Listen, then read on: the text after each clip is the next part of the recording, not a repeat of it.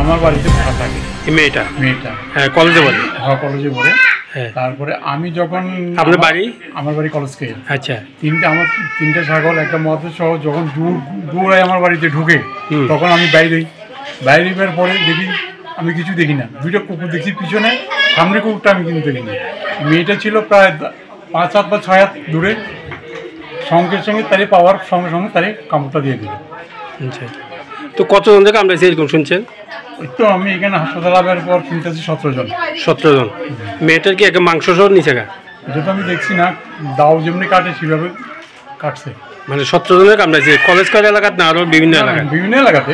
আচ্ছা, বিভিন্ন এলাকা থেকে, মানে ওই সেক্টরটার মধ্যে? হ্যাঁ, না ওই সেক্টরটা রামকৃষ্ণ টিলা, বেলটিলা, গিরিধারী, কলেজ স্কয়ার এইভাবে রামকৃষ্ণ কলোনি এমন ভাবে কামড়াতে আছে একদম মাংসের মতো লাগে।